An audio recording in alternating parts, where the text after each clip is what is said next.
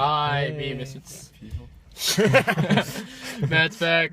Jeremy's gone because he's busy with work stuff.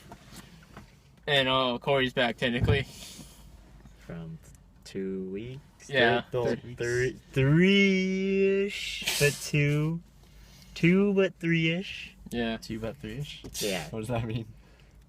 Well, 2 we weeks did Titanfall last week, but apparently it's not going to be uploaded. Yeah. Sorry. So, yeah. But anyway, instead of since probably Divergent was too crowded and too long for probably most of us, we saw the Muppets instead. Muppets Most Wanted. What do you guys think? I really liked it. I liked the humor. It was steady through the whole thing. I was just grinning the whole time pretty much. Just because it was ridiculous, but I don't know. I like it's better than the reboot that back in 2011. Because this one was just plain funnier to me, honestly. Corey? I'm neutral. I will say that's just completely my bias, though, because I told you, I said this in Frozen, but if you didn't see that, I'm not a big musical fan, but also some stuff didn't make sense to me, but it was kind of funny. But this is just my bias. I'm just not that kind of person, which is why I'd be no take on it. It's okay to me, but that's just me. I mean, I totally acknowledge it. Now, did you guys grow up as big Muppets kids or no? I wasn't a huge Muppet, but I remember watching them a lot. Yeah. I don't remember their names, but I liked watching it. I just know that I went to daycare in elementary school, and they just always play the Muppet Treasure Island, but I did watch one other, but I don't remember what its name was. A movie or just an episode of the show? It's not an episode. I did not watch any episodes. Okay. Yeah, I'm not as big as a Muppets fan as I wish I was. I'm just I think I'm the only one here who's actually seen the 2011 one. Am I right on that? Probably. Yes. Oh. If that's the case. You guys, they made a really easy job of summarizing this movie for me, because they just say it's in the first song, the Muppets go on a world tour, and alongside that they're sort of being tricked by this crime duo to steal all the world's all of Europe's biggest treasures to get this bigger treasure. Oh, we're not revealing it. Okay. Well, that's basically the gist of it. Essentially. Yeah. I like how they handle since the first one had Jason Segel and Amy Adams in it, but in the sequel they're not here at all. But it starts right after the end credit screen, the end screen fireworks at the first movie. So what happens is they just pan down and they have these stand-ins for Amy Adams and Jason Segel, and you never see them again. All right, that's very nice to know. Well, it's one of those tongue-in-cheek humor things, and that's basically this entire movie. It's just so Muppet humor. It's so obvious and cartoony that you just can't help but give into it. It's again that the first big opening, the prison breakout scene with Constantine, the Kermit doppelganger. It's the whole breakout scene is funny because it's a puppet frog taking down all these Russian guards. That was hilarious. And then there's the button, and then at the button that says this button will open all prison doors. Bang. Yeah, because every prison needs that. Just in case if there's a fire or anything. Uh-huh. And then every time the running joke is that the evil back that Constantine has in the movies, he has the switch that just blows up anything behind him or anything he wants. So the first time he uses it, boom, blows up the entire Russian gulag. Next time he uses it, blows up the telephone booth, Mission Impossible style. It's anything that he walks away from. He uses it to blow up the bomb that already had a timer to blow up with. Yeah, right. Yeah, and he walked away with it. He was walking away from the church. It's the character of Constantine, he's so cartoony, because the whole basically his entire joke is that he mispronounces words in exaggerated ways. Like you can't pronounce burglary. Burglary. Yeah, just stereotypical Russian accent, just Russian is hugely exaggerated. I don't know. Tina Fey's was pretty. I think. Well, like Tina Fey's good in the movie, but like I think when she had to like be in the musical parts, like her accent probably was like holding her back. I feel that accents always hold people back unless they can sing a song that they want to sing that somehow improves it. I don't know. I don't know. I thought Ty Burrell was actually pretty funny, just because it's such an obtuse French accent. Doesn't make it better. It just makes it more funny.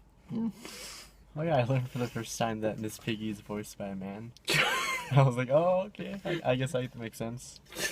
Because he sings Celine Dion a lot, and they duet, which is nice. Honestly, that version of what was that Titanic song?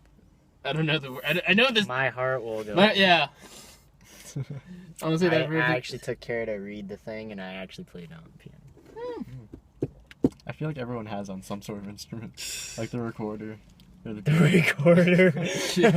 Oh, like I bet you like the half the most people beautiful watch. instrument. Half the people that watch this are like, "What the heck's a recorder?"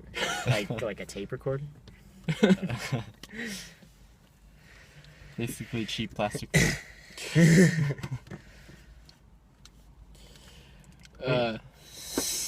I mean, I can't. It's hard to talk about anything more, but like, it's just really, really, really funny. Oh, and cameos. Cameos, yeah. Many cameos. I don't know. The cameos, there were. I think there were better. There were better cameos in this movie than there were in the last one, but they weren't as well done. If that makes sense. No. Like, I like the stars they have here, but like, they didn't build as many great jokes around them. Though there are some really like. I thought that those were kind of weird, like the one with Miss Piggy and their. Celine Dion. No, I thought just when she was getting married and she was in the bridal room or whatever. I thought just that person that. Oh, That was Celine Dion. Oh, was it? Yes, that's the whole point. I don't know people. People should know on this video should know that by now, and you should know that by now. I don't know anyone or anyone looks like. I just thought that was kind of weird, though. But like she just kept randomly popping up. It's like, what is this person? Why is there a picture in the background? Dude, no.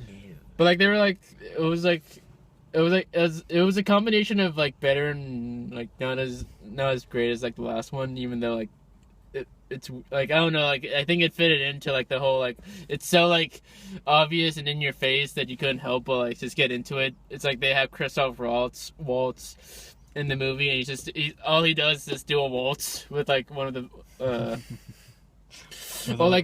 or they have Usher. It's like Usher, like that at the Muppet wedding. Usher, we need an usher. I'm an usher. This is Usher turned out. What kind of usher are you? And it's obvious, but it's like blatantly obvious. But I thought it was cute. Yeah, it helps to be culturally aware because like. Unlike me. Oh. Yeah, because me too. Because like I know most of those stories, but a couple of them just sort of like flew over my head. Oh yeah, like who was the minister? The minister, that was Christopher Lee. I was clapping at that. I was the only one I think in that audience. Oh, what was the reference? Like, what did he do before? There's nothing. It's just because it's Christopher Lee in the Muppets movie. Oh, yeah, because I heard you laughing. I didn't know who it was. So. There's a guy almost shooting Kermit at the Gulag, and like I didn't know who that guy is. Wait, maybe that was Stanley Tucci. I don't know. Wait. So why were you laughing at that? What? So why were you laughing at that? At what? The Stanley Tucci cameo? Oh, you're just laughing at that. All right. Because like he's shooting like a full-on machine gun at Kermit the Frog. Above Kermit. Yeah, and he's like, oh, and Kermit's like, oh yeah, I'm in a Russian gulag. Thanks for not shooting me. No problem. It's accidents. Just happens. Now I put this. I like the sentiment, like the subtitle of the movie is Muppets Most Wanted, and I like that the whole running theme at the movie is Kermit being wanted by the group because he's has like the whole stress of being the leader and organizer, and having to like try to figure out how to make everyone happy, even though like they all want to do their own thing. Yeah, I never thought of that. Yeah, and like I just realized that. and then they had the whole and like he feels unneeded or unappreciated, and then of course they have the whole like role reversal thing where Constantine, he gets to take over the Muppets while he does his while he and Ricky Gervais perform their whole heist plan, their master plan. I thought his costume was. This movie has Ricky Gervais in a lemur costume. I think that's the best use of $6 I've seen. Like one of the best uses of $6 I've seen all year. $6? Yeah. For the ticket. You should say $6 million, just cause. Best use of $6 million ever. I don't know the budget for this movie, but like there's a lot of good puppet work in this movie. Like the puppet work in this movie is weird though, because like it is good, but there's so many puppet legs. Oh, yeah, it's so weird. Like, how do they do the scenes where the puppets are like? I just dancing like I their said whole like body? yeah, like I said like that scene where in the beginning where Constantine like takes down that whole hallway of his prison guards. Oh yeah. And like that was probably CG. I wasn't even talking about that. I was talking about the dance, number 1 and number 2. Oh, yeah. Ricky Gervais is actually a surprisingly good singer. For all I know, that could have been modified. It probably was. Most likely. Yeah. The choreography in this movie is weird though. I think because like there is none. No, like there is, but like it's not as like complex or as grand as I thought it would be. But I think that's because like they have to like sort of fit it in with so that way they can keep the Muppets. Well, also the Muppets are supposedly like losing. Well, I mean, I guess they are kind of losing fan base, but they are in the movie too. I like it like again tying back into the whole like the Most Wanted theme is that the actual script itself so references how like even at the fact that they have a sequel, they're not sure that they're like actually doing all that well, because the first movie like of course it was a huge critical success, but like commercially did okay, pretty solid for Disney, enough to like warrant a sequel. But the like I know it's like the whole like there's a line saying like you have to go global to show what the world could do, because I remember like with the box office records like it did just okay in, like internationally. And again because oh no, our theater was a little weird. It was a little less louder than I thought it would be. Because they're all like me. They were just tired. Not just that. They're restrained enough to not make noise. Oh, I was just laughing. I'm sorry, Corey. Yeah, you're always the loudest one in the theater, regardless of any audience. It's the truth. Oh no! Yes. Jeremy was louder at Prisoners when he just screamed, "Oh shit!" Like, yeah, no. he just is so loud. Oh my god. But I don't know. We gotta talk about Prisoners. But anyway, yeah, there's this. I thought because this movie doesn't have the same sentimental, like not exactly over sentimentality the first one had, and the first one they had a good reason because it was bringing back the Muppets entirely, and this one they since they got that out of the way, they can just focus on just gag after silly gag. Yeah, and to me that's better for it. That feels more Muppet in my opinion. Yeah. At least that's what I was expecting from the reboot. This is technically the revival. Revival. They've done a lot of like little like sub movies like for Yeah, like because Muppets themed And Christmas they Carol. would- yeah. Or they do like guest star on a bunch of stuff. Yeah, well, they reference in like the opening song, like they this is like their 7th sequel. Yes. That opening song I thought was just a weird way to open. I liked it. I think that was a tongue-in-cheek way just to bring it back in, and it kept like going, it kept going to that theme, but like it did just enough to like sort of like consider the studio to like thinking like the people want more Muppets and we'll give it to them.